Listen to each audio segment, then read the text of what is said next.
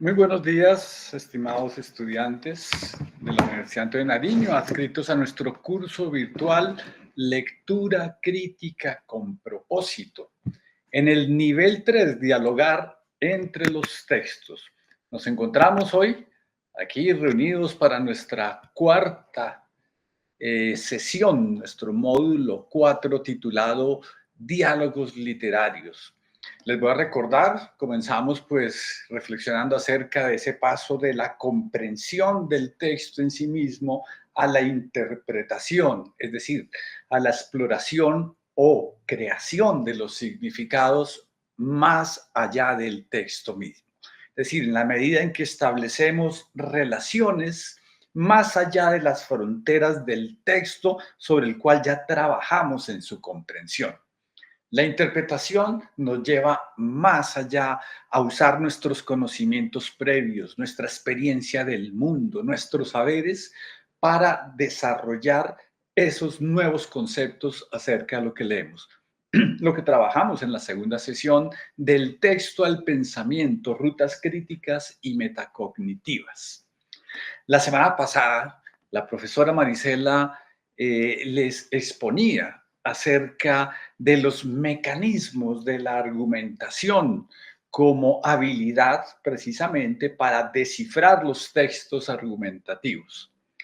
Hoy vamos a situarnos nuevamente en esta noción de las rutas hacia la lectura crítica, pasando por el disfrute de los textos literarios. Diálogos literarios se llama nuestra sesión de hoy y espero pues que ustedes puedan encontrar aquí una invitación, como dice aquí, a desarrollar la capacidad de establecer diálogos críticos entre los textos literarios. Es decir, entender cómo los textos literarios nos dan el modelo de la cultura de cómo un libro está conectado con otros libros, con otros recursos discursivos, con contextos de producción y que la interpretación está en ese exponer nuestra lectura a una interacción con otros símbolos. Por eso entonces vamos a hacer esta charla navegando entre bibliotecas, ¿sí? Donde vamos a acceder a la literatura como un universo de voces en permanente diálogo de construcción de las realidades. La invitación es a conocer el universo literario de Jorge Luis Borges y a eso pues está destinada nuestra charla. Y también en la unidad pues harán un ejercicio alrededor de la lectura de uno de los textos centrales, de los cuentos emblemáticos de Jorge Luis Borges, Tlön, Ugbar, Orbis Tertius. Entonces, bienvenidos a nuestra charla y vamos a comenzar por aquí. Quiero comenzar por acá, por esta caricatura que ustedes pueden observar, de Quino, un habitual de nuestro curso.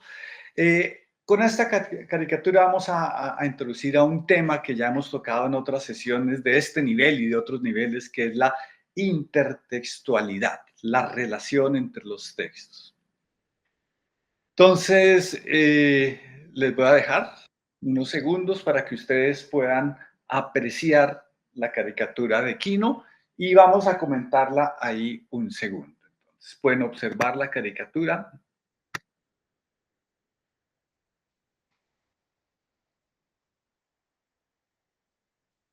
Nicolás, buenos días. ¿Puede usted activar su micrófono? Sí, profe, buenos días, ¿cómo amaneció? Bien, bien, bien, bien.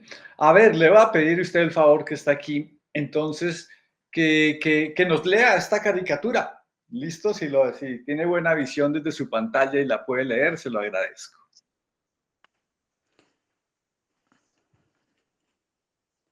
Intertextualidad. Intertextualidad, sí dice el título. Que en el primer cuadro vemos un joven estudiando, ¿cierto? Ahí leyendo la... Voy a leerle y usted me ayuda después más bien a interpretar. Dice, Faetón, es decir, está en comillas, o sea que es lo que está leyendo este joven aquí. Faetón, hijo del sol y de la ninfa. Clemente. Ufa. Uf, Mitología bien. de Herbe.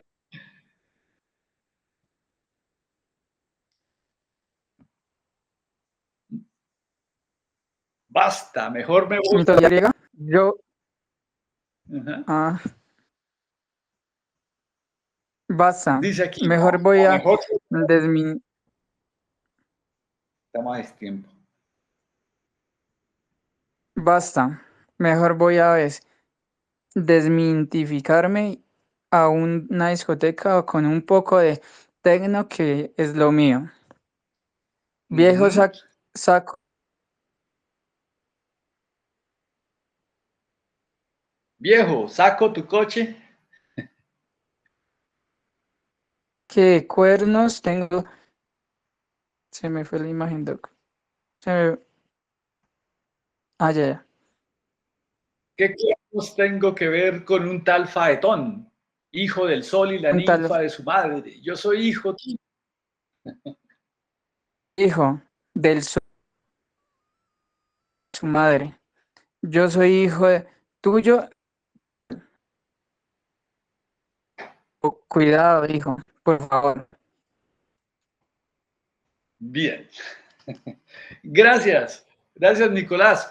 Lamentablemente el sonido se le iba y se desaparecía, pero esto después lo arreglamos. Pero bien, dígame una cosa, Nicolás, ¿qué opina de esta caricatura? Que visualiza mucho el pensamiento de los jóvenes en el Ajá, siglo XXI, en la sí. literatura mm, griega, sobre los diferentes dioses que tenían y les quita la importancia que ellos tuvieron en esas épocas. Es decir, que los jóvenes le quitan importancia ya a los dioses griegos y todo esto, ¿sí? Y le piden prestado el carro al papá para salir de rumba. ¿Estamos de acuerdo? Sí, profe. Bien, bien, bien. Ah, bueno, usted hace la referencia a los dioses griegos. Acá dice mitología griega, precisamente. ¿Usted sabe quién es Faetón? ¿Qué dios era ese o qué personaje de la mitología era? Phaeton no, específicamente no. Ah, Ninfa bueno. sí, ¿Cuál? lo que es ninfa sí, ¿Qué es una pero ninfa? Phaeton ¿Y usted recuerda que es una ninfa? es como la que se usa a los hombres, si no estoy mal. Dios de la Bueno. belleza, diosa de la belleza, si no estoy mal. Eso, es decir, una diosa de la belleza que aquí, entonces lo único que sabemos de Faetón, otro de esos, porque la mitología griega está llena de muchos personajes entre dioses, ninfas, diosas, héroes. Faetón es uno, ¿no? Que es hijo del sol, de nada más ni nada menos que del sol y de una ninfa Clímene, ¿no? Ya, él se cansa y dice eso. Claro, afortunadamente, pues aquí la caricatura todavía sigue, ¿no? No ha terminado. Ahora se la voy a leer yo, ¿no? Vemos el primer cuadro que el hijo, aquí finalmente consiguió el carro prestado a su papá, pues se va en el carro, ahí arranca para allá, el papá se queda solo en la casa y ve el libro abierto. Sí, ve el libro abierto, se acerca con curiosidad y sigue leyendo lo que estaba leyendo. Voy a leerle, Nicolás, usted también ve ahí, perfecto, pero como el sonido no está bueno, el retorno, vamos a hacerlo así. Faetón, hijo del sol y de la ninfa Clímene, obtuvo permiso de su padre para conducir el carro solar. Sí, la imagen del dios sol, muchas veces representada en muchos dibujos griegos, es que el dios sol conduce un carro. En un texto de Platón habla de eso, de hecho, que conduce un carro con unos caballos muy briosos y donde transporta el sol, ¿no? Y sigue leyendo el papá. pero por su inexperiencia estuvo a punto de abrazar el universo, por lo que Zeus lo mató con un rayo. Es decir, el papá leyó un poco más y leyó ya la historia de Faetón, que era hijo del sol, y le pidió que le dejara manejar el carro, conducir el carro del sol, y por su inexperiencia casi incendia el cosmos, y Zeus lo fulminó con un rayo. Claro, el papá se queda asombrado. ¿Permiso de su padre para conducir el carro? ¡Hijo! ¡Crash! ¿Qué entiende usted ahí, Nicolás?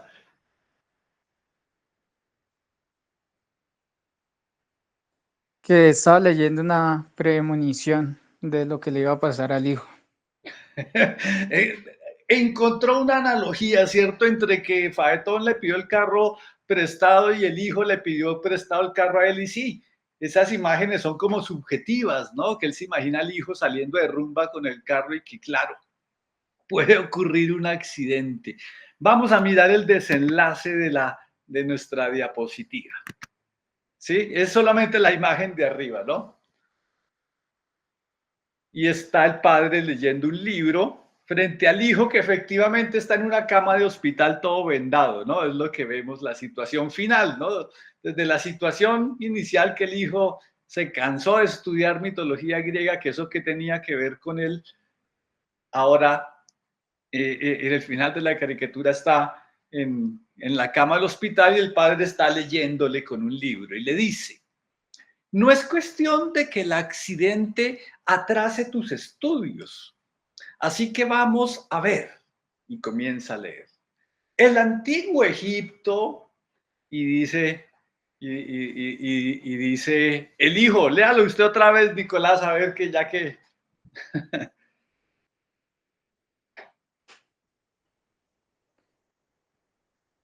Lo ¡Ufa! del cómic.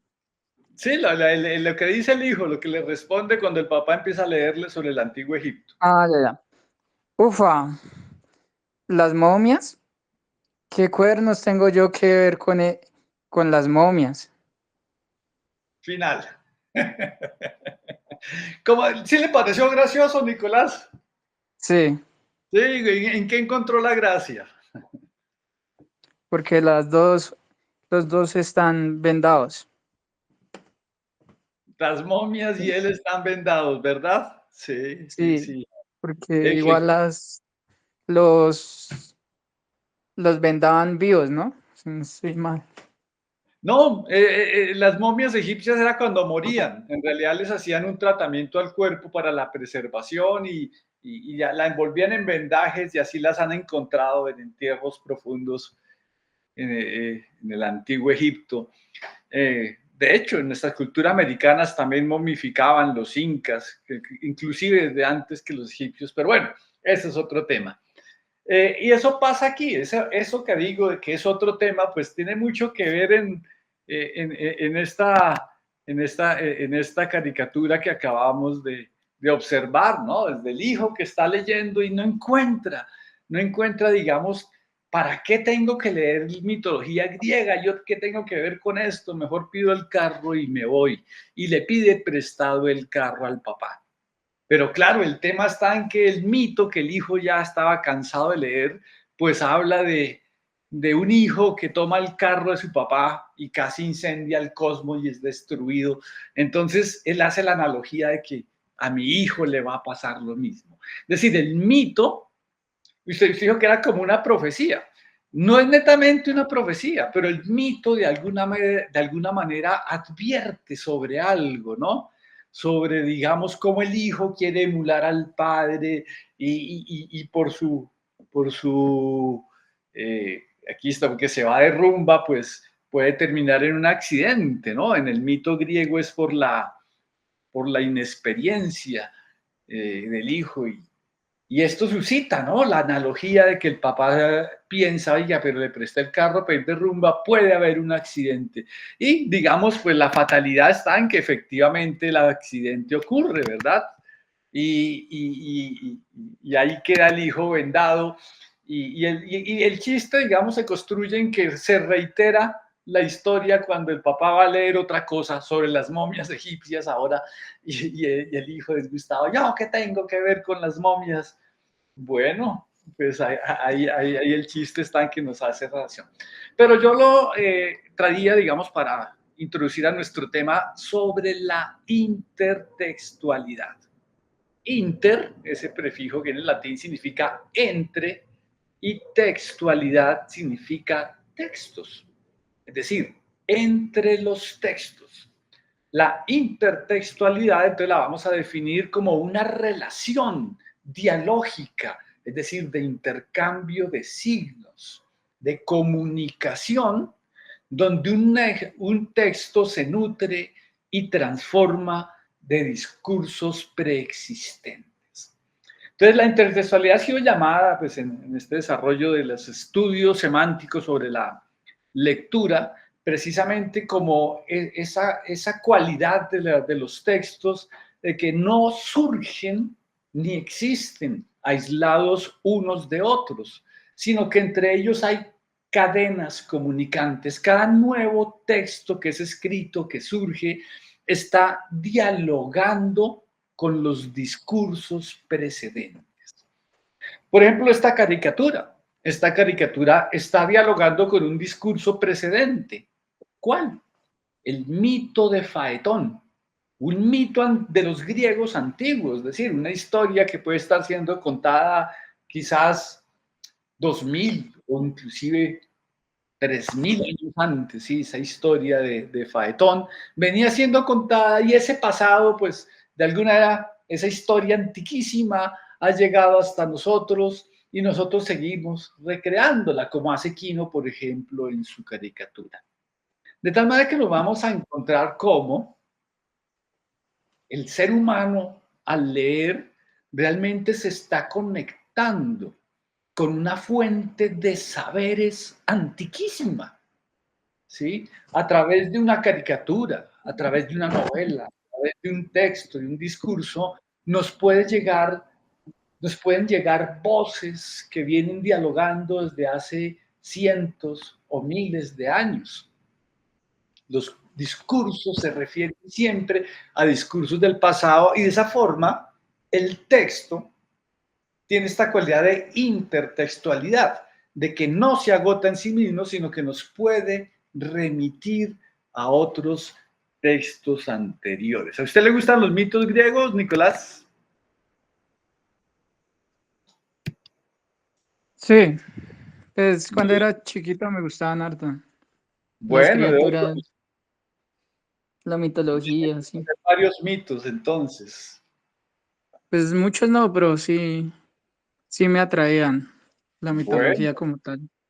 y también debe conocer, por ejemplo, mitos, no sé, indígenas de América, de populares, de campesinos o indígenas de Colombia también, ¿cierto?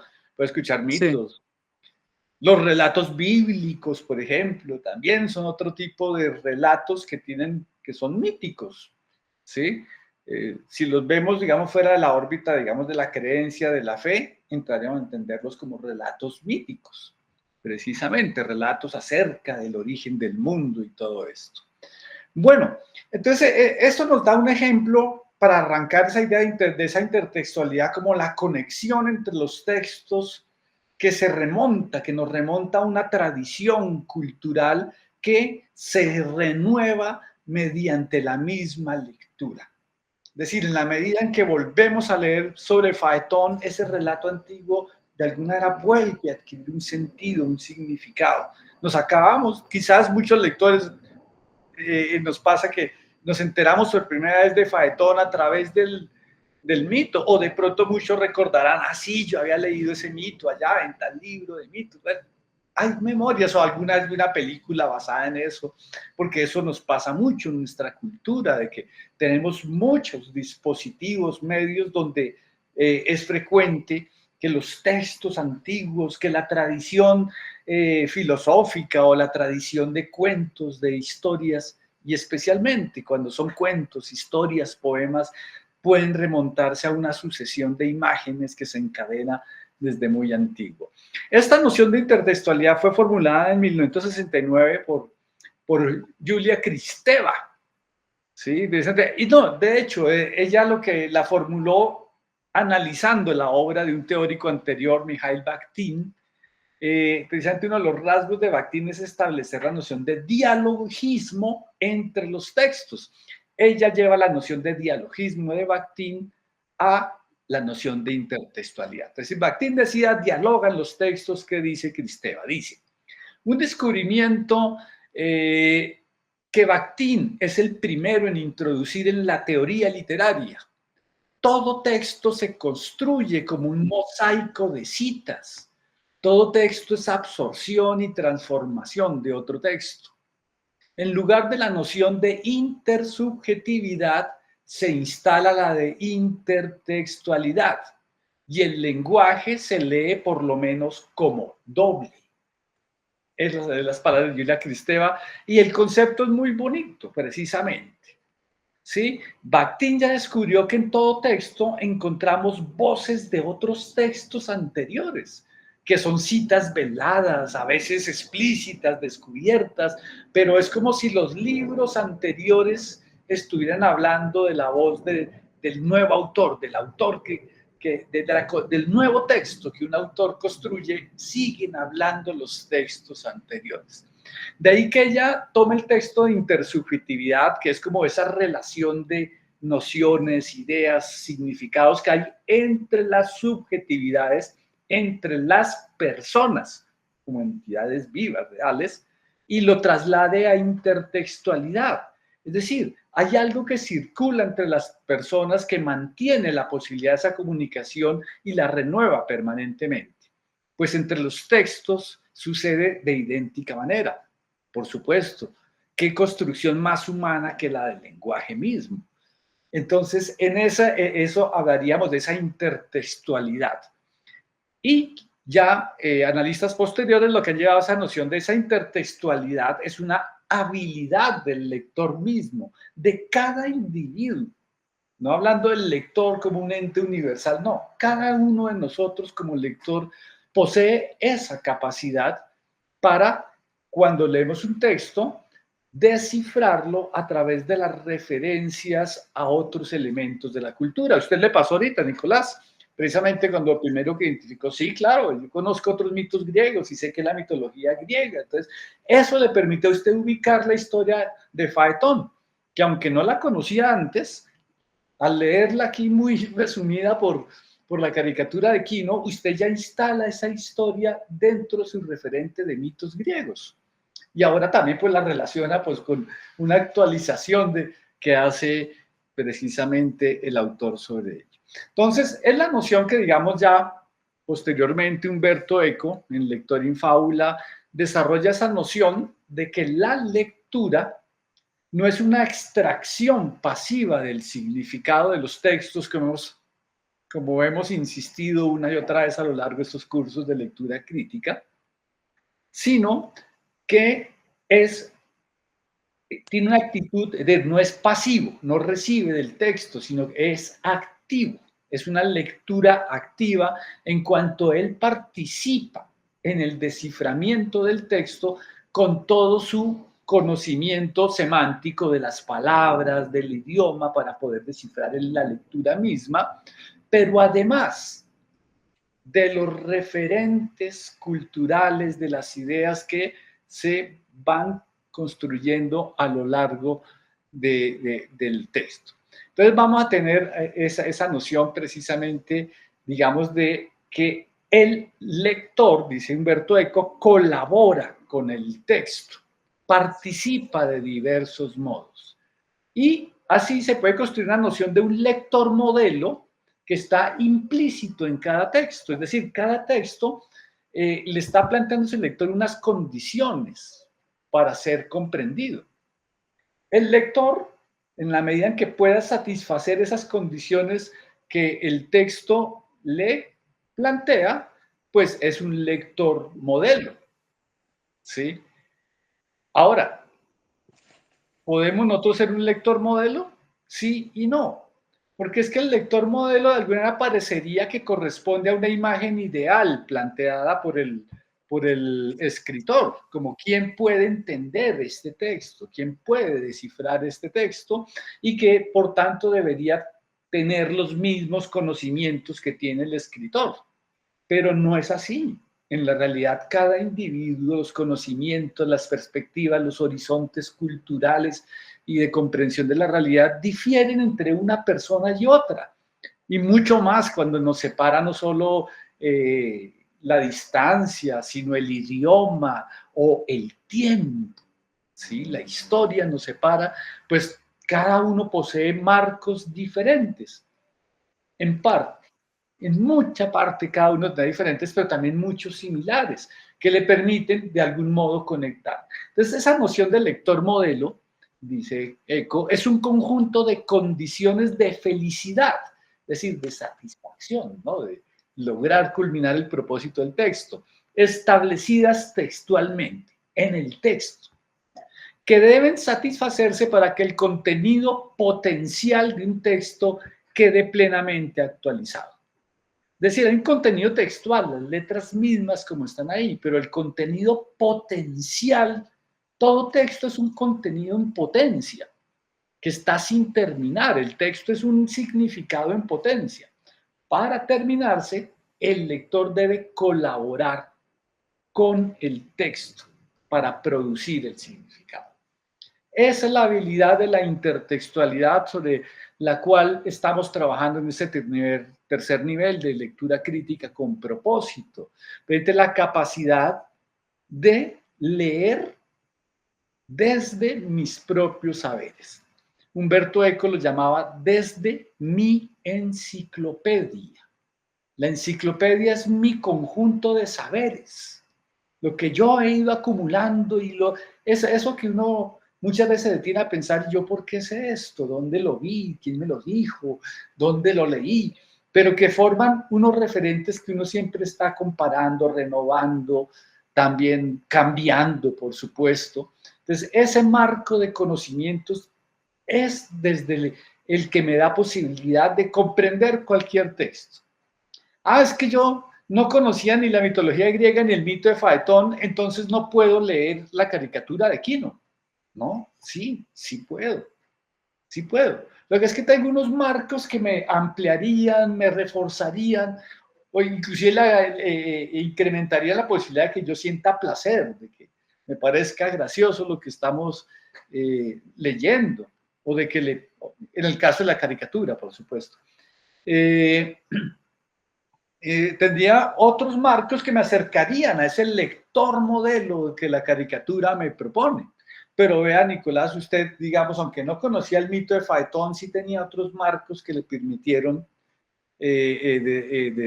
digamos, descifrar esta caricatura. En la caricatura, por ejemplo, la enciclopedia no solamente era la mitología griega y el mito de Faetón, no, también el conocimiento, digamos, de las circunstancias de un joven que quiere irse a bailar, a disfrutar de la vida, y no quedarse estudiando en la casa y qué puede pasar si coge el carro. Todos esos elementos están actuando en el texto, están contenidos ahí potencialmente y son la manera potencial que si yo leo la caricatura de la noción y por qué el hijo se va a estrellar porque tome, ¿qué pasa con eso? Porque tiene que ver con que salga de rumba y se...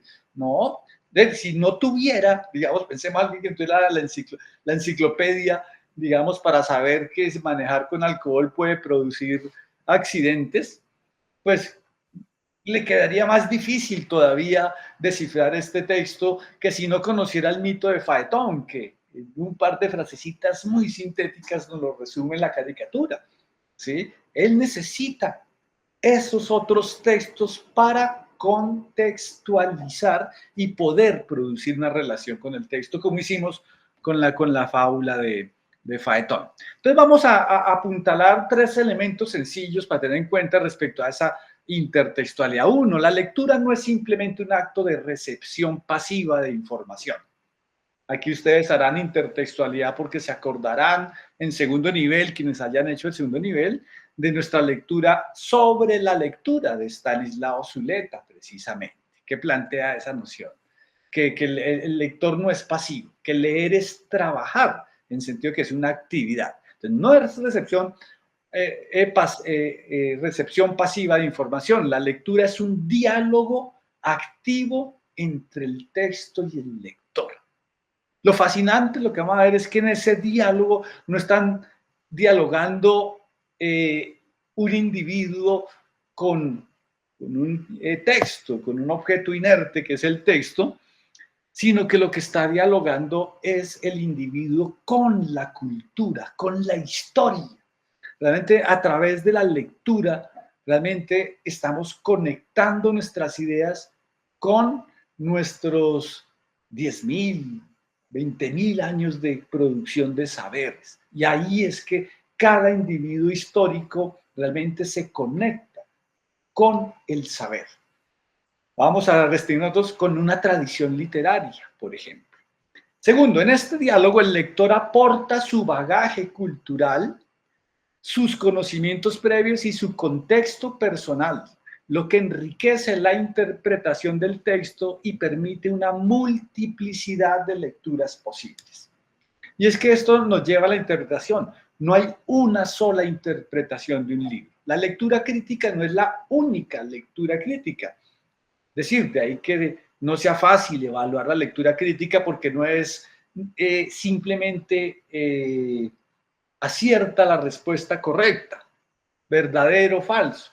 No, en realidad es una serie de indicios que nos demuestran la habilidad de conectar ideas de un texto con la de otros textos.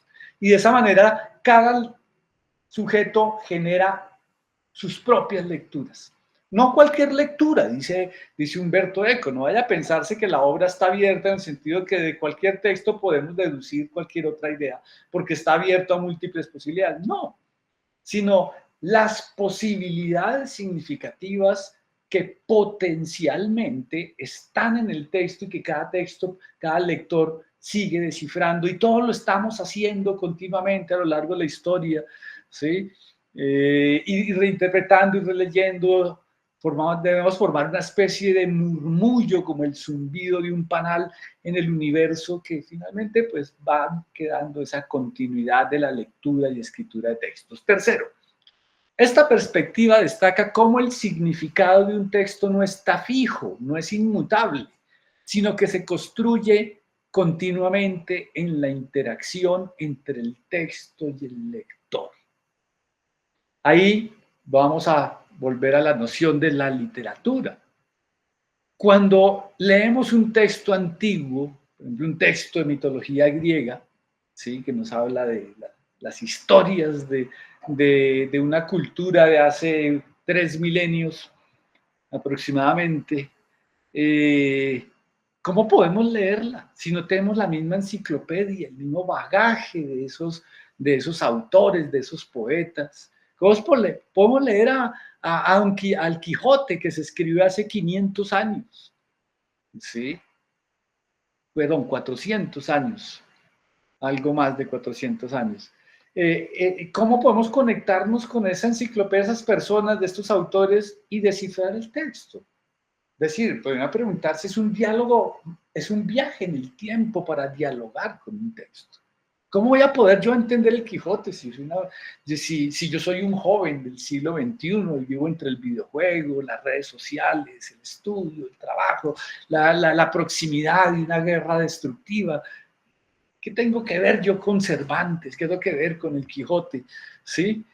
Pues precisamente es esa enciclopedia, esa suma de saberes que se están conectando rapidísimo en todo discurso, todo elemento, y que lo hacen de una manera, de una profundidad bellísima en la literatura, pues es lo que me permite a mí conectarme con la historia.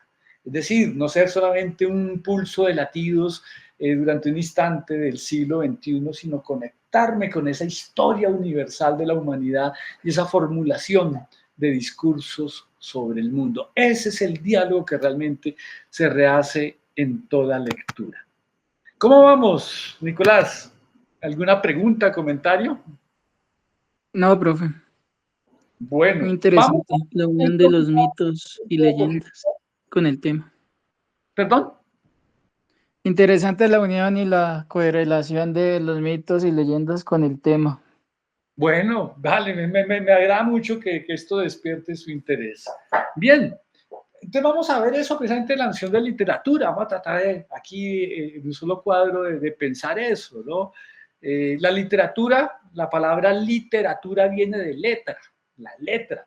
Y muchas veces hace pensar en libros a nosotros, ¿sí? Ah, son los libros, la literatura son los libros. O ya podemos entender, bueno, lo que está escrito. En realidad la literatura es un arte que va mucho más allá de la letra, de los libros y de lo escrito.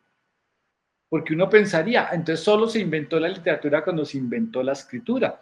Y resulta que los textos más antiguos nos demuestran que esos textos no surgieron en sí mismos al ser escritos, sino surgieron de tradiciones es decir, elementos que se transmitían antes de los libros, se transmitían a través de la memoria, que es lo que llamamos la oralidad.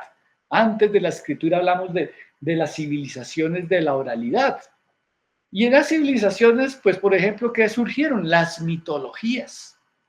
Sí, no solo la mitología griega, también las mitologías semíticas, como la bíblica, mitologías más lejanas en la India, en China y por supuesto en los pueblos de América originarios también hay una gran cantidad de relatos que circulaban generación tras generación todos los días a lo largo de cientos de miles de años, transmitiéndose relatos, historias, que ya en un momento en que surge la escritura se inventó hace 2500 años, pero hace 3500 años, pero, pero más o menos es casi un milenio después que empezaban a encontrar los primeros textos que reúnen esos elementos de la mitología oral y lo trasladan pues ya a un texto escrito, de tal manera que Borges en una conferencia sobre el libro dice que se piensa en el libro como una extensión de la capacidad humana de la memoria.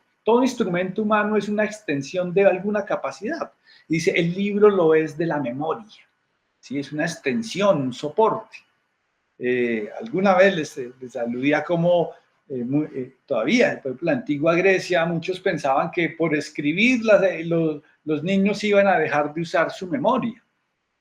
¿Sí? Claro, las culturas orales tienen unas técnicas de memoria prodigiosas. Muchas veces vienen personas con una enorme memoria y uno piensa que son prodigios excepcionales. Pues en los tiempos de la oralidad debían ser muchas personas que tienen una gran memoria y pudieran recordar muchas cosas y transmitirlas. De tal manera que vamos a remitirnos a Homero, que es considerado pues el más antiguo de los poetas griegos conocidos, y como punto de partida, de hecho, a la tradición literaria, uno de los puntos de partida de la tradición literaria occidental, es decir, europea, que no es solo europea, tiene muchos lazos, por cierto, con el mundo oriental asiático, pero que es, digamos, por esa continuidad histórica que por Grecia, Roma, la Edad Media, el descubrimiento de América, por ejemplo, nos conecta pues con una corriente que además pues tiene un lugar significativo. No vamos a discutir si preponderante pues en nuestro mundo. Nuestra aldea globalizada del siglo XXI, por supuesto, ha hecho acopio de muchas tradiciones. Esta tradición europeo-occidental, pero también se va integrando cada vez más con otras tradiciones, inclusive con las que desconoció en otros momentos, como por ejemplo las literaturas aborígenes de América. Bueno, este Homero, ¿sí? En realidad él no escribió sus dos obras más conocidas, sus dos obras esenciales. Ustedes saben, de verdad, Nicolás, la Ilíada y la Odisea. No las escribió Homero, porque realmente esas obras al parecer se escribieron al menos un par de siglos después de, de, de que esos cantos fueran compuestos, porque eran cantos orales. Es decir, esos textos se transmitían de memoria. Puede que no de una sola parrafada, los 24 cantos de la Odisea o de la Ilíada, sino que por partes. Cuéntame el relato de cómo fue que, por ejemplo, se pelearon Aquiles y Menelao, que casi pierden la guerra de Troya por eso, cantaban esa parte. No, mejor cuéntame el robo de espadas que hizo Ulises.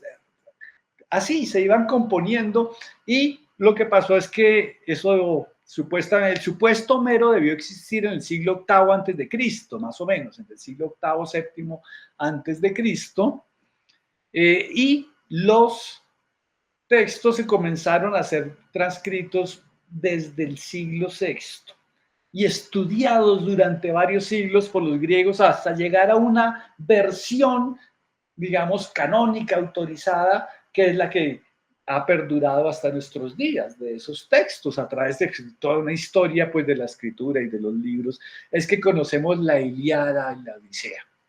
Pues bien, eso significa que Homero era un cantor oral, y tal vez no era un solo Homero, tuvieron que ser muchos Homeros que generación tras generación, y en cada generación seguramente no era uno solo, eran grupos, tradiciones de poetas que en la antigua Grecia pues tenían esa función de cantar historias antiguas, no solo las de Odiseo y Ulises y la guerra de Troya, sino todos esos mitos que fragmentariamente conocemos nosotros de los griegos o de los sumerios o inclusive los mitos bíblicos.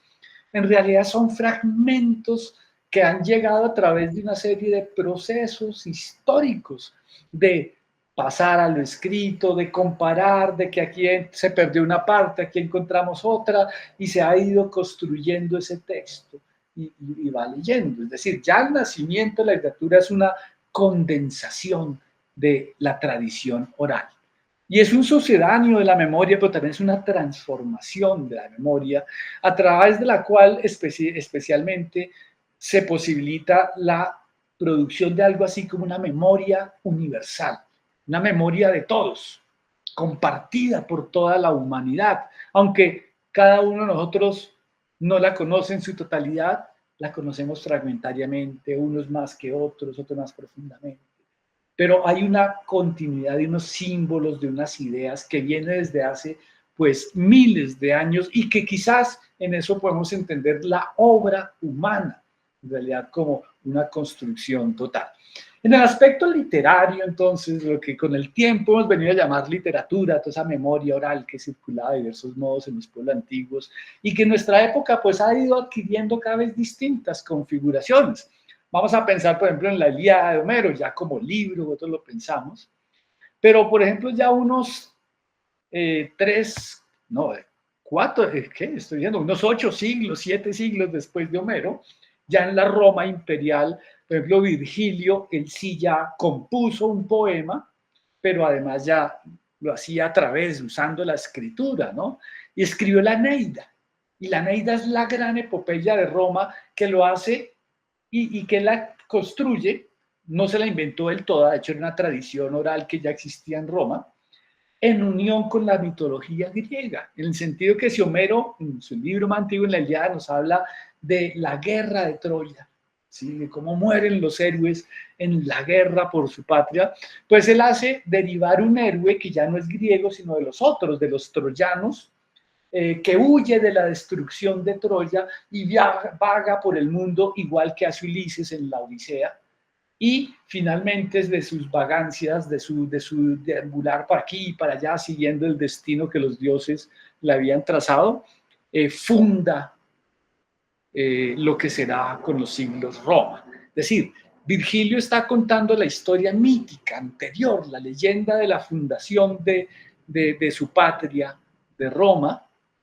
y lo hace acudiendo al marco, a la enciclopedia oral, y ya en la época de Virgilio, por supuesto, literaria, de ese pasado glorioso. ¿Para qué? Para que Roma pudiera tener un pasado ilustre que se entroncara con el pasado griego.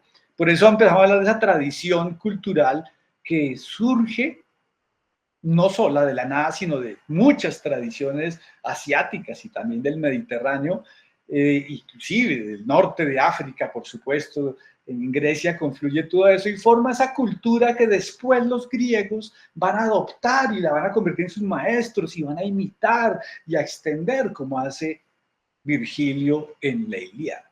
Ese es solo un ejemplo. Dentro de la misma literatura griega podemos buscar todas las apariciones de Ulises o de Aquiles o de los personajes homéricos en otras obras griegas, en poesías, en tragedias, pero después en Roma empiezan a tomarse elementos. Y en la Edad Media, que es lo que viene después de la caída del Imperio Romano, donde se pierden muchas obras, pero también muchas tradiciones son proseguidas, y van surgiendo a lo largo de los siglos de la Edad Media bibliotecas y estudiosos que recuperan mucho de esto.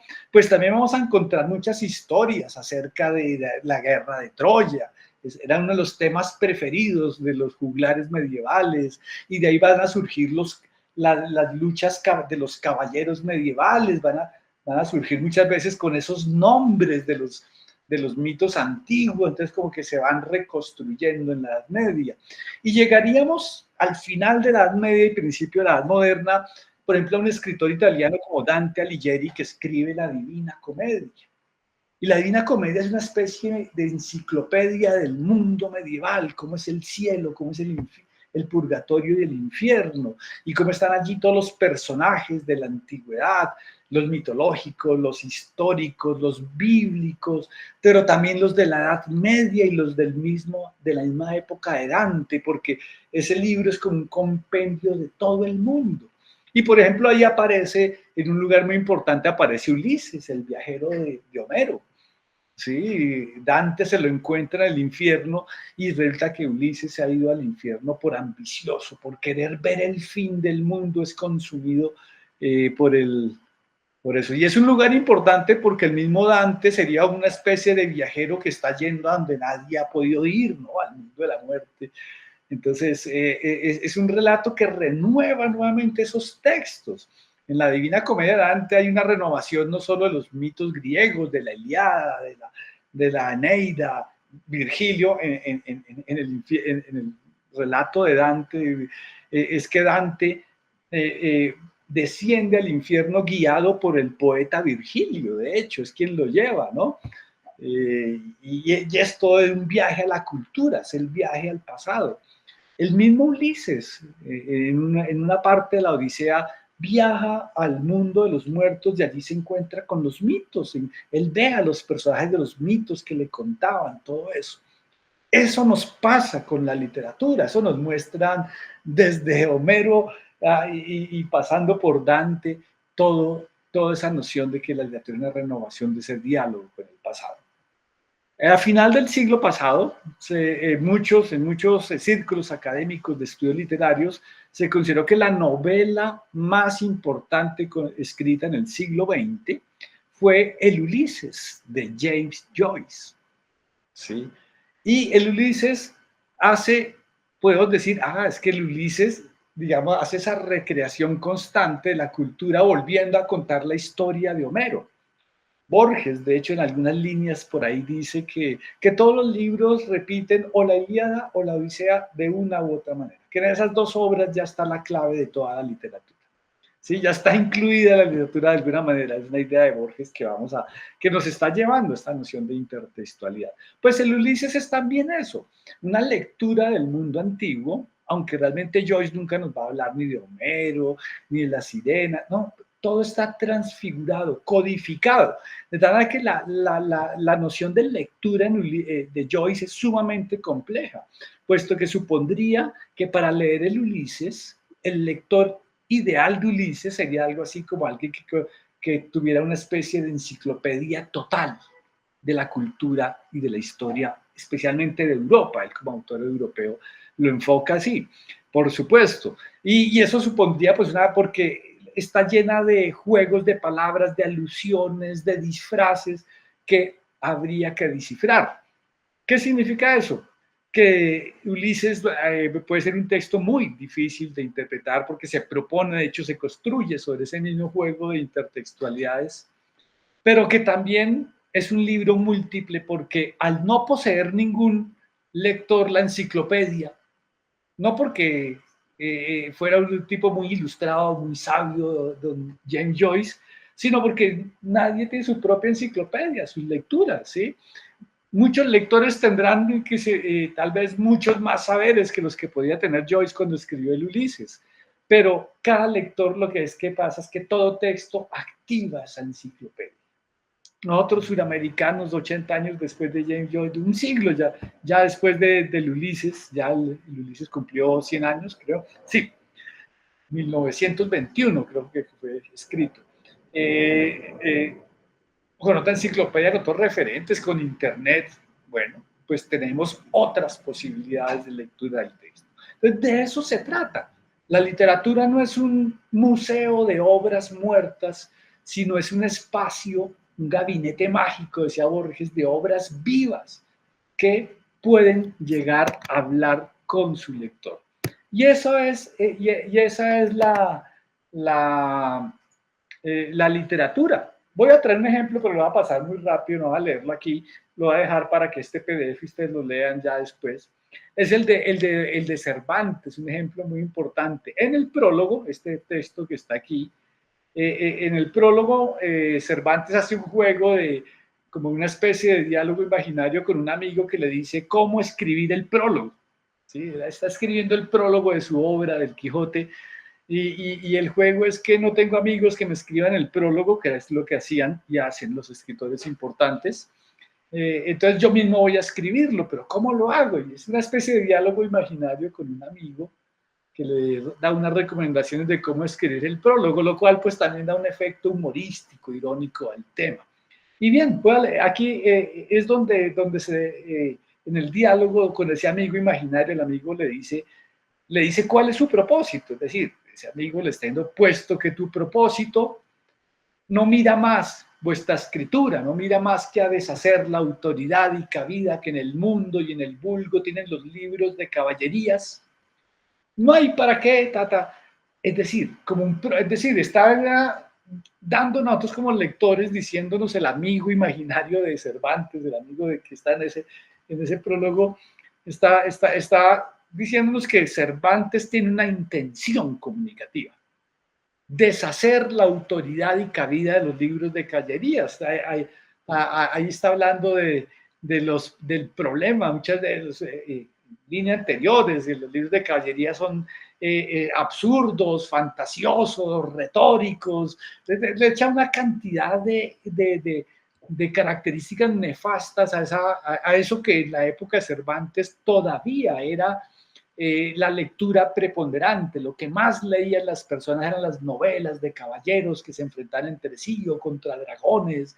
Ya para la época de Cervantes empezaron a aparecer muchos poemas o novelas caballerescas muy llenas de fantasía, de viajes a la luna, imaginación.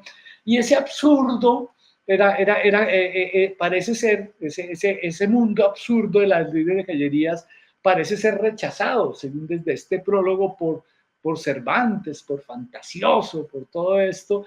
Y entonces esta historia, esta vuestra escritura, dice, tiene un objetivo que es deshacer esa fama, esa autoridad de los libros de caballería. Y es lo que propone. Por eso dice más adelante: procurad que leyendo vuestra historia el melancólico se mueva a risa. La noción de que es un libro para reír, es una parodia de los libros de caballería, se va a burlar de los libros de caballería. El risueño la creciente, el simple no se enfade, el discreto se admire de la invención, el grave no la desprecie, ni el prudente deje de alabarla.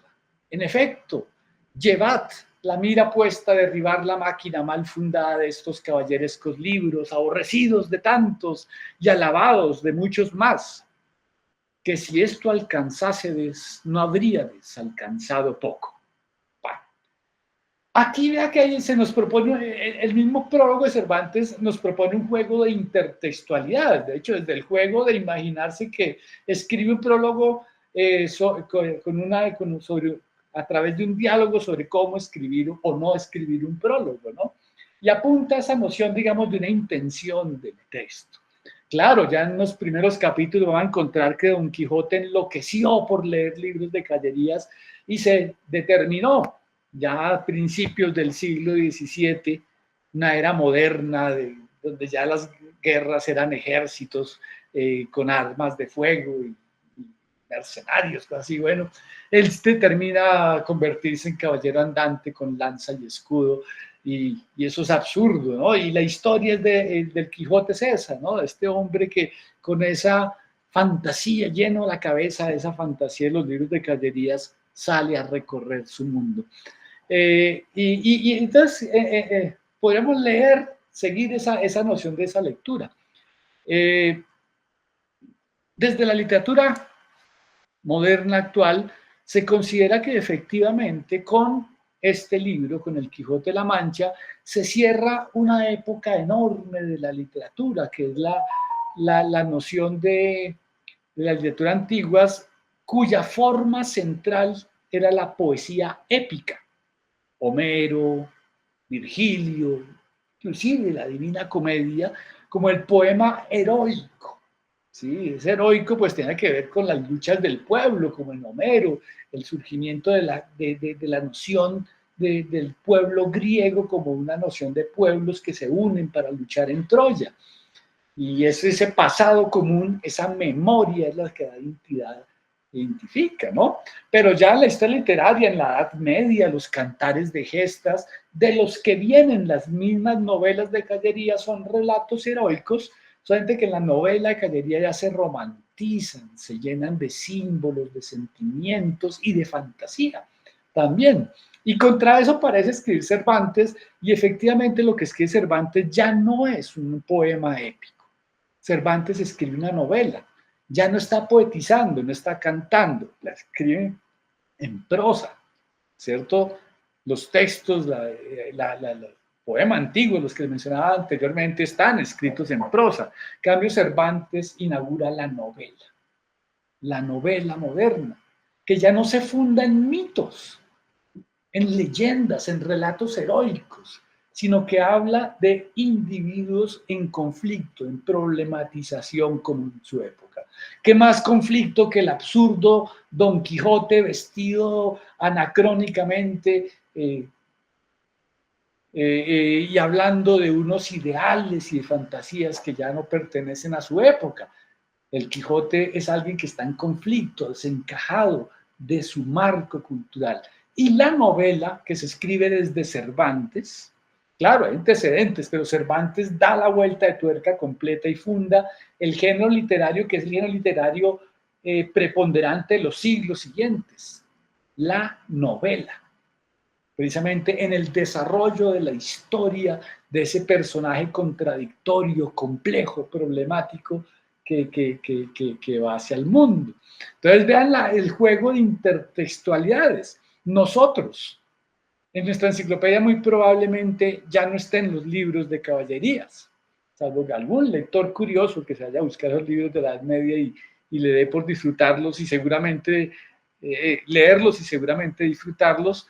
Ya la enciclopedia nosotros no está, entonces ¿por qué seguimos leyendo el Quijote? Porque el Quijote tiene múltiples posibilidades de significación, ¿sí? Aunque haya superado la enciclopedia, subsume, dentro de él está, leyendo el Quijote terminamos conociendo también los libros de caballerías, y eso es ese juego, como los textos establecen un diálogo permanente en la historia. Bueno, hoy la invitación es a conocer a Jorge Luis Borges, un autor más cercano a nuestra época que Homero y que Cervantes, ¿no?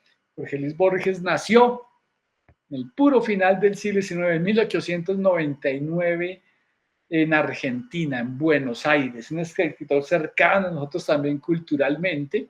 Murió en 1986, es de los eternos candidatos al Nobel, las últimas 2 décadas de su vida, quizás más, siempre fue candidato al Nobel, y muchos se preguntan y consideran una de las grandes injusticias del Nobel no habérselo dado a Borges, en especial porque quizás Borges tuvo un impacto enorme, no solo en las letras argentinas, no solamente en la literatura latinoamericana, especialmente en el cuento y en el ensayo también. Es un autor que dejó una huella enorme en nuestra tradición cultural, por supuesto, que marcó nuevos derroteros, sino también es un lector que un escritor con un profundo y significativo impacto en las literaturas europeas y universal. Un escritor mexicano, Carlos Fuentes, escribe un texto muy bonito sobre Borges que lo llama el latinoamericano universal, porque Borges tenía esa dimensión de escritor universal.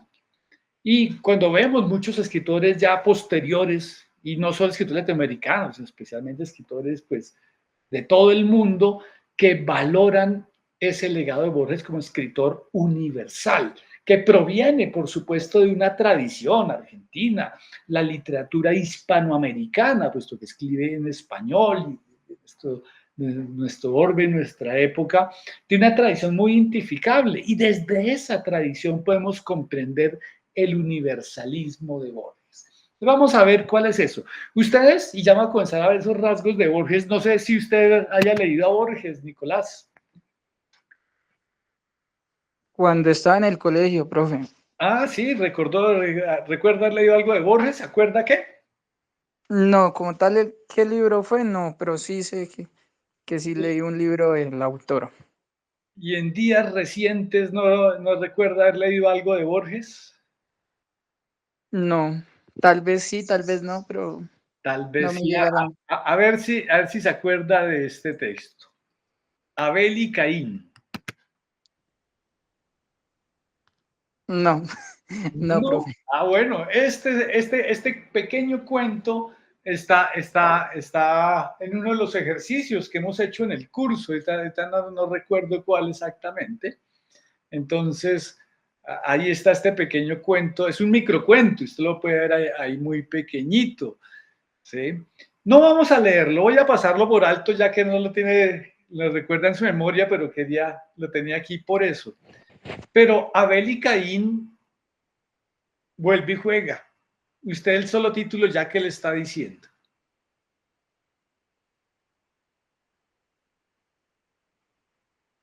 ¿Abel y Caín le suena a usted de algo?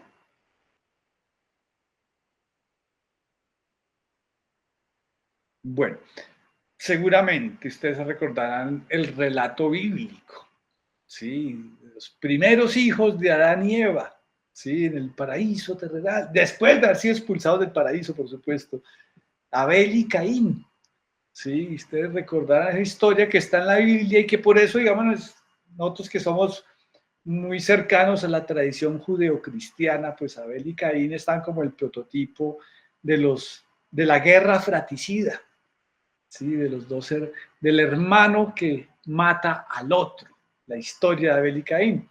Entonces Borges, precisamente, en ese cuento que ya está en los ejercicios que hemos hecho en este curso, pues precisamente está ese detalle, que nosotros para leer a Abel y Caín lo leemos, seguramente un lector ideal, y nosotros es muy probable que encajemos ahí, porque conoce la historia ya de Abel y Caín, el relato en el Génesis, el primer libro del Antiguo Testamento. Ahí encontramos esa historia, Dios preguntando, Yahvé preguntándole a Caín, Caín, ¿dónde está tu hermano? Sí, después de que él la matado. Pues bien, Borges, como hacen muchos escritores a lo largo de la historia, ¿sí? Retoman temas de textos antiguos y la Biblia es un surtidor de unos temas bellísimos, significativos, pues este retoma el tema para darle un significado, una lectura, una interpretación diferente. Entonces, eso es la intertextualidad precisamente que podemos nosotros distinguir a través del escritor que les quiero presentar hoy, Jorge Luis Borges. No voy a detenerme en biografía de Borges.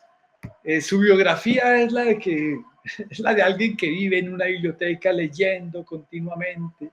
Alcanzó una fama en las últimas décadas de su vida, viajó por todo el mundo dando conferencias, charlas, pero esa fama pues obviamente le viene de su temprana carrera como escritor, como joven, poeta de los años 20 y 30, esta época de las vanguardias latinoamericanas hace un siglo, pues hizo parte en esas vanguardias, escribió varios libros de poesía bellísimos. Voy a incluir en las diapositivas un poema, se llama Amanecer, y voy a incluir al final porque tiene mucho que ver ese poema de Borges con todo lo que estamos hablando especialmente. Bueno, entonces, algunos elementos, Borges, una obra bastante extensa, bastante copiosa, aunque realmente puede caer en 3 libros, 4 libros grandes, quizás 5, digamos lo que es su obra poética, por una parte, por otra parte la obra cuentística, la obra de ensayos, y entre esos ensayos hay muchos textos, conferencias suyas, también digamos acerca de la literatura y los temas. Ya les había compartido esta noción de, por ejemplo, ¿qué es un libro?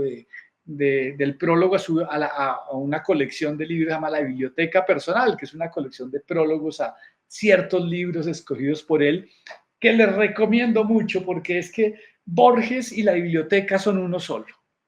¿Sí? Realmente Borges siempre está asociado a la noción de biblioteca, de ahí que mucho lo que vamos a leer de Borges son pequeños prólogos, a menudo bellísimos, muy contundentes acerca de los autores. El prólogo de prólogos, ¿de qué es un libro? Entonces dice, un libro es una cosa entre las cosas, un volumen perdido entre los volúmenes que pueblan el indiferente universo, hasta que da con su lector, con el hombre destinado a sus símbolos. Ocurre entonces la emoción singular llamada belleza, ese misterio hermoso que no descifran ni la psicología ni la retórica. Vean, una cita. La rosa es sin por qué, dijo Angelo Silesius. Siglos después, otra cita, Weisler declararía, el arte sucede. Ojalá seas el lector que este libro aguardaba. Creo que en el primer nivel, en alguna sesión, analizábamos precisamente este prólogo de Borges, esta idea. No lo vamos a hacer ahora porque ya, digamos, tenemos otros detalles. Claro, está hablando de qué es un libro, ¿no? Pero que un libro no es el objeto material, sino que es el arte que sucede cuando un libro encuentra a su lector.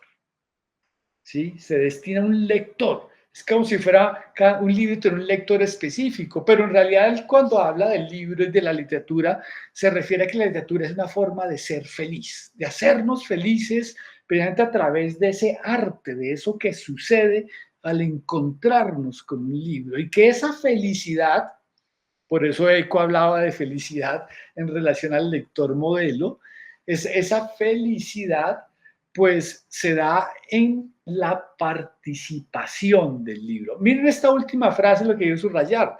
Ojalá seas el lector que este libro aguardaba. El libro aguarda a sus lectores. Eso le da la noción pasiva al libro. Es el libro el que espera.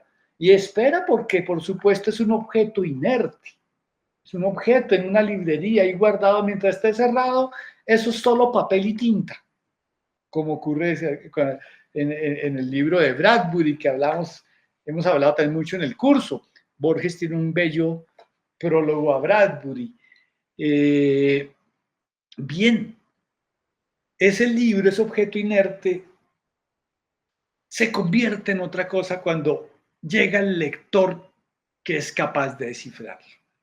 Es decir, es el lector el activo, porque el libro es pasivo, está esperando, mientras que llega el lector, y en la noción borgiana y de estos analistas, esa perspectiva intertextual de la literatura, la actividad es del lector, es la enciclopedia, los saberes del lector que interactúan con el texto y hacen que suceda esto que dice aquí, el arte.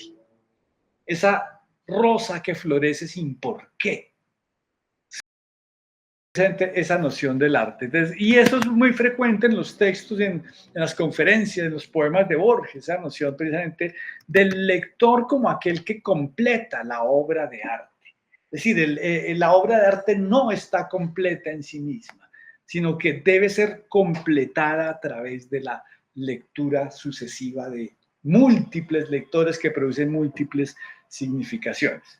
En esa relación, en otro texto, él define, sobre los clásicos, define precisamente la noción de la tradición. En la tradición hablamos de las obras clásicas, pues obvio, yo le estaba hablando de Homero, de Virgilio, de Horacio, de Cervantes, esos autores y especialmente esas obras que perduran a lo largo de los siglos, que no es porque sea un museo de obras muertas, porque las obras que perduran son las obras que siguen siendo leídas. Si dejáramos de leer el Quijote sería olvidado, simplemente. Se perdería de la historia y de la memoria y a nadie le interesaría, porque es una obra que no puede leerse. Pero de alguna manera podemos tomar la Ilíada, la Odisea de Homero y encontrarnos otra vez como lectores posibles de ese texto. Y podemos descifrarlo, podemos entenderlo, pese a esa distancia enorme en el tiempo, en la lengua, en la cultura, en todo, podemos descifrar el texto y sentirlo nuestro. Es decir, soy el lector que un libro aguardaba cuando yo logro involucrarme con ese libro y producir emociones, producir historias, producir ideas. Ese es el milagro del arte literario y esa conexión es posible más allá de la lengua, más allá del tiempo, de la geografía, de la política, de la historia. En realidad estaría englobada en eso que llamamos la cultura. ¿Sí? Esa cultura que es potencial para todos nosotros, pero que nosotros vamos accediendo a esa cultura y participando en ella precisamente a través, por ejemplo, de la lectura. ¿Sí? ¿Qué dice Borges sobre los clásicos? ¿Por qué esos libros resultan tan importantes? Dice, clásico es aquel libro que una nación o un grupo de naciones o el largo tiempo han decidido leer como si en sus páginas todo fuera deliberado, fatal, profundo, como el cosmos y capaz de interpretaciones internas. Un libro que las generaciones de hombres surgidas por diversas razones leen con previo fervor y con una misteriosa lealtad. Ya, los libros que siguen conectando lectores más allá del paso del tiempo y de la historia y de todo. Esos son los clásicos. Es esa biblioteca universal que va a ser uno de sus temas ya en su obra literaria fundamental. Y la invitación es precisamente que quiero hacerle a ustedes es a un libro específico, ¿sí? Ficciones de Jorge Luis Borges. Es quizás entre los muchos libros de Borges el más importante, ¿sí? Considerado como el centro de su obra literaria y tiene mucha gente importante. Lo escribió en Buenos Aires, lo publicó en Buenos Aires en 1944. ¿Sí? Las primeras ediciones son de hace apenas 80 años. Y es un libro fundamental. El título Ficciones realmente alude a uno de los rasgos fundamentales de la obra de Borges y por los cuales, de hecho, su obra literaria es tan importante para la cultura moderna. Porque Borges hace un giro retomando elementos de autores cercanos en su tiempo, como Franz Kafka, y retomando también una visión de toda la tradición literaria, da una vuelta sobre la producción literaria, sobre la noción de producir ficciones. ¿Sí? Ya por ejemplo Aristóteles, otro griego, inicio de la filosofía, en su tratado sobre la poética, decía que la poesía, el poema, se refiere a los poemas trágicos en especial, no mostraban lo que había sucedido, que eso lo registraba la historia, dice Borges. ¿Sí? Lo verdadero, lo que de verdad sucedió es el campo de la historia. Él decía, los poemas no los juzgamos porque sean verdaderos, porque esas cosas hayan pasado. Es que lo de Faetón pasó de verdad. No. Borges dice que la poesía no se basa en lo verdadero como en la historia, sino en lo posible, en lo que pudo o puede o podría ser. Eso es lo posible y ese es el campo de lo poético. Bien, el concepto de ficción de Borges tiene mucha relación, ¿sí? Porque en Borges ficción es una construcción mental, ¿sí? Una ficción no es mentira en Borges, no se contrapone a realidad, que es el principio básico de la literatura realista, de las novelas realistas, por ejemplo, ¿sí? Que se parezca a la verdad en la noción poética. Realismo no es que haya sucedido, sino que sea verosímil, se parezca a la realidad, sea posible en los términos aristotélicos. En Borges, esa noción de lo posible está ampliada en la noción de ficción. Todo lo que construya la mente del hombre es posible, ¿sí? Estaría esa noción. Y por eso, digamos, el cuento, los cuentos, Borges es escritor de cuentos, que escribe, desarrolla la noción de la construcción de realidades posibles.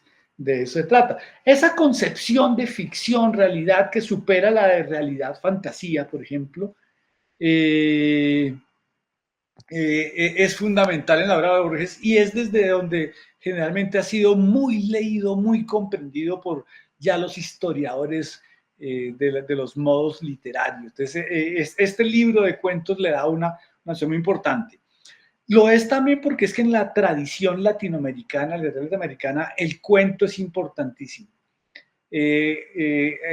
Muchas de las obras maestras importantes de nuestra literatura latinoamericana son cuentos.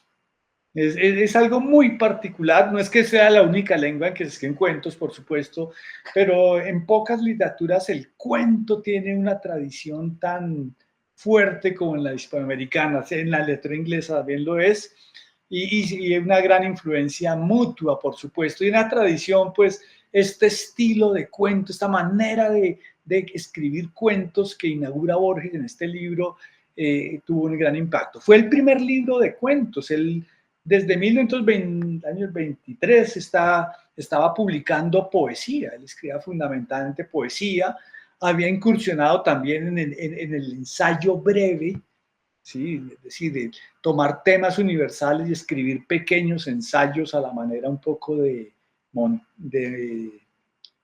Montaigne, por supuesto. También lo había hecho.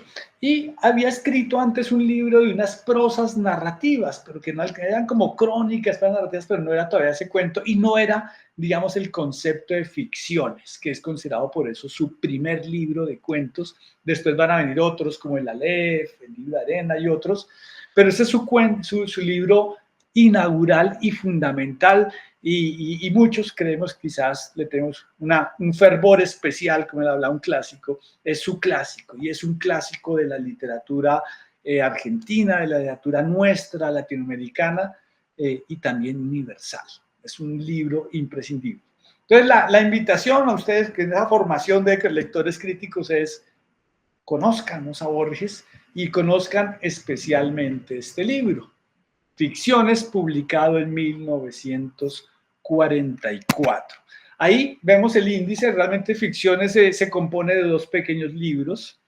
El primero llama El jardín de senderos que se bifurcan, que es un libro que efectivamente se había publicado en 1941, que tiene estos 8 cuentos, Clonuk Baror Vistertius, Pierre Menard, autor del Quijote, Las ruinas circulares, La lotería en Babilonia, Examen de la obra de Herbert Quain, La biblioteca de Babel y El jardín de senderos que se bifurcan. Son 7 cuentos que fueron publicados en 1941. Después, ya en la publicación, creo, Artificios, no estoy seguro si Artificios realmente lo publicó antes. No, Artificios es la parte que él añade cuando integra ese primer libro del Jardín de Senderos que se bifurcan, lo integra con la sección Artificios, que allá hay otros 9 cuentos, creo que son, y juntos conforman Ficciones, es decir, Esa unión, todos esos libros, como que Ficciones es ese libro que comenzó en el jardín de senderos que se bifurcan. Ojo con ese título, ¿no? Y esos títulos de Borges son maravillosos. Ficciones, el jardín de senderos que se bifurcan, artificios. Ahí está, ficciones, artificio mental, artificio del lenguaje, esa noción del jardín de senderos que se bifurcan, pues nos abre a un tema de los cuentos y de la poesía de Borges también, que son los laberintos. Sí, el jardín de senderos que bifurcan. El último de los cuentos se llama así, de esa parte, se llama El jardín de senderos que bifurcan. Es un cuento policíaco, se los recomiendo mucho. Pero como yo los estoy invitando es a conocer, a leer este libro, pues digamos voy a arrancar. Creí que la tenía por aquí a la mano, espere, se me perdió. No, no la tengo. Por una frase que está en el prólogo precisamente al libro Ficciones. Es un pequeño prólogo, ¿no? Dice Borges, ¿ve? Yo pensé que la tenía aquí lista en la diapositiva, debo arreglarlo. Desvarío laboroso y empobrecedor el de componer vastos libros, el de explayar en 500 páginas una idea cuya perfecta exposición oral cabe en pocos minutos. ¿Sí? De lo difícil, lo fatigoso que es escribir obras monumentales, grandes, ¿cierto? Él dice que es fatigoso, pero que eso muchas veces de una obra grande podríamos exponerla oralmente, esa noción de oralidad es muy bella en Borges, en pocos minutos, pero hay obras grandísimas. Entonces, él como que está rechazando esa noción, ¿cierto? Dice, mejor procedimiento es simular que esos libros ya existen y ofrecer un resumen, un comentario. Es decir, mejor que escribir un libro grande, resumámoslo y comentémoslo.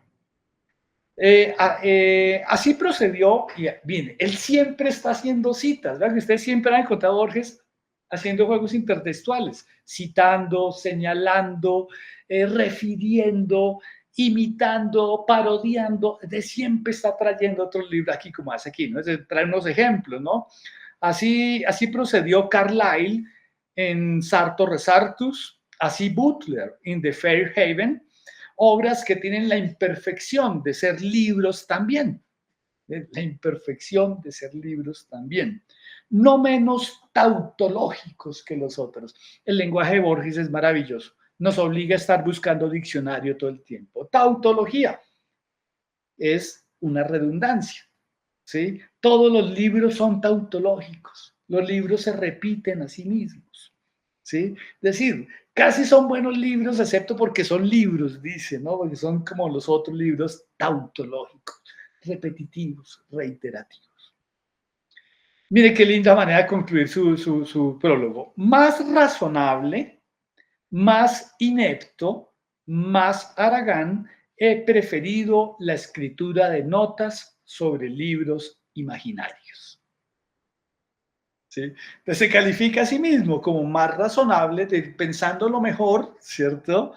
Más inepto, es decir, incapaz de escribir grandes obras, y haragán, que le da pereza hacerlo.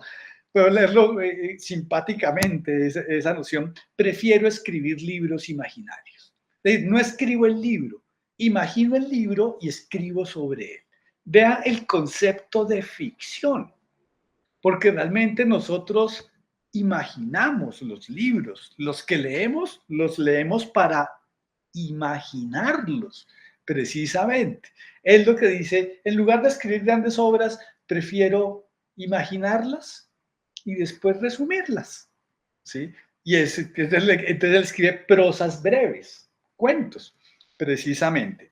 Y dice, estas son Clon, Ugbar, Orbis, Tertius, y bueno, menciona algunas de las obras, esa característica. Imaginar una obra y escribir sobre esa ficción. Y esa es la invitación pues, que les hago a leer el primero de estos cuentos. Tlon, Ugbar, Orbis, Tertius. Qué curioso título. Es el primer cuento que aparece en el libro Ficciones. Algunos creen que es alguno de los cuentos más complejos de Borges, difícil de entender. No, realmente no lo es. parece difícil. Borges juega con eso, de parecer difícil, complejo, erudito, rebuscado a veces, ¿sí? Como que nos afronta a pensar que nosotros no tenemos, nos hace sentir que quizás no tenemos la capacidad para entender lo que él dice, puesto que está citando autores antiguos, en inglés, en alemán, y entonces nos hace sentir como que tal vez no tenemos suficiente bagaje, somos muy ignorantes para leer un cuento de Borges, pero eso es una artimaña, es un artificio. Qué curioso, una artimaña para alejar lectores. ¿Qué lector se alejará ante esto? Pues el lector perezoso, el lector que no quiere ser retado, que no quiere decir, bueno, aunque parece que yo no sé quién es este Herbert Quine o este Almotacin del que me está hablando, no tengo ni idea, voy a seguir leyendo para entender lo que él me dice acerca de ese autor que está hablando, o de ese filósofo, o de ese aquel matemático. Es decir, voy a leer el texto en sí mismo. Recuerden lo que hablamos en Zuleta en el nivel 2, precisamente hablamos de leer es trabajar. La noción de que es que el texto no lo entendemos porque tengamos que usar una enciclopedia que nos explique el texto. No, lo leemos porque el texto nos crea esa enciclopedia. Nos va creando esas ideas y en sí mismo vamos a entender las claves.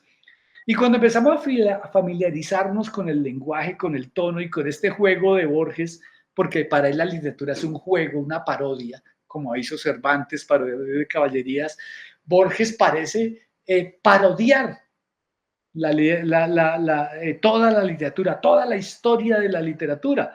Y parece que esa parodia es muy seria, parece muy solemne, pero uno empieza a darse cuenta poquito a poco que está llena de guiños, de sonrisas, de bromas, y empieza a darse cuenta que no hay tal solemnidad ni erudición infinita. Sí, hay una gran erudición, por supuesto, pero hay un deseo de jugar con los significados y cuando descubrimos cómo funciona eso, Borges es un placer, es una felicidad, como él mismo quería para la literatura. Es la felicidad de la literatura escribiendo sobre la literatura. En Borges parece que él no estuviera inventando nunca nada, sino que todo lo está redescubriendo. Fulano dijo hace mucho y este otro dijo otra cosa y está como si estuviera una especie de, no sé, digestión o reciclaje de toda la biblioteca universal está actuando en sus obras. Y es la experiencia pues que espero que ustedes compartan a través de la lectura de Jorge Luis Borges. Es por eso que les voy a hacer la invitación a leer ficciones, a leer todo lo que puedan de Borges, pero para un ejercicio en nuestro curso, para tratar de experimentar este ejercicio de qué es la intertextualidad, pues les voy a compartir algo sobre el lector más intertextual quizás de toda la literatura. Todos lo son, pero Borges es el que mejor nos muestra cómo los textos, el placer de la lectura surge de la lectura misma entre los textos, de ese diálogo literario, de ese dialogar entre los textos que es la literatura. Y que no es solamente la literatura de cuentos, novelas, no, poesía, no, es toda la literatura también filosófica, histórica, todo lo que produce el hombre verbalmente a través de la escritura, de los libros, de la internet, está dada precisamente por ese murmullo constante de los textos hablando entre sí. Eso es Tlonuk Orbis Tertius. Voy a leerles, a compartirles solamente ya para despedirnos, pues las líneas finales del curso. En la presentación, pues, esto es un fragmento de otro cuento que está aquí, de ese libro, llama La Biblioteca de Babel. Yo estaba entre que leyéramos La Biblioteca de Babel, que es más cortico, quizás un poco más sencillo, aunque es bastante complejo también, o leer Tlonukbar o leer El Sur, bueno, cualquiera de los cuentos de ese libro nos traería de una manera distinta a esa. Entonces, ahí viene la presentación que van a ver, una alusión a Humberto Eco, otra vez, que nos hablaba del lector enciclopédico. Aquí en una novela de Humberto Eco, El nombre de la rosa. Es otra novela intertextual. Si no la han leído, léanla. Después de leerla, ojalá se vean la película, que es muy bella. Y van a ver por qué ese juego intertextual, ¿no? Es decir, ustedes ven, hay una biblioteca y hay un personaje, el bibliotecario ciego, que se llama Jorge de Burgos, que es como el antihéroe, el contrario al héroe en esta novela. Jorge de Burgos es, por supuesto, un homenaje a Jorge Luis Borges dentro de una biblioteca.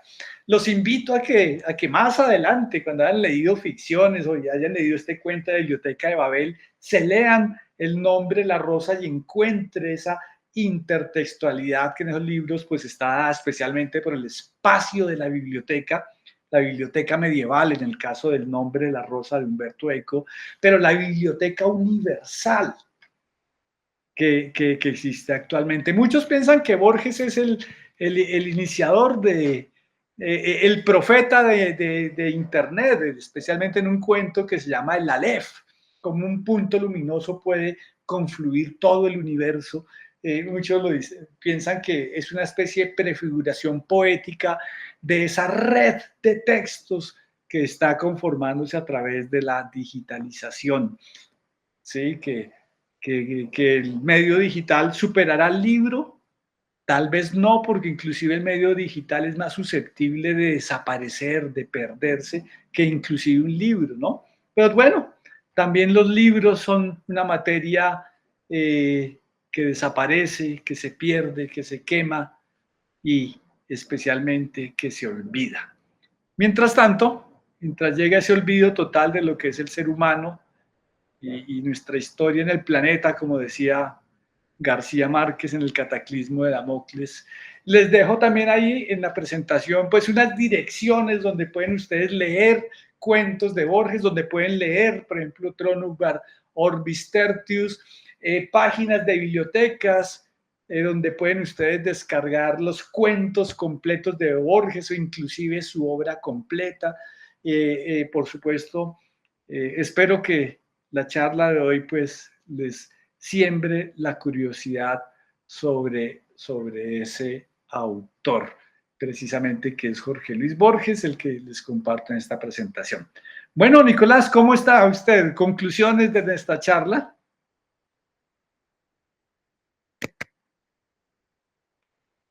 Bueno, muchas gracias. Muy bien. Listo. Entonces, quedamos aquí. Voy a terminar leyendo el primer parrafito de Tlön Uqbar Orbis Tertius. Perdón. Aquí. Vamos a leerlo en la página de Ciudad Seba. Allí van a encontrar ustedes la dirección. Digamos, lo voy a leer en la misma versión que ustedes van a poder leerlo.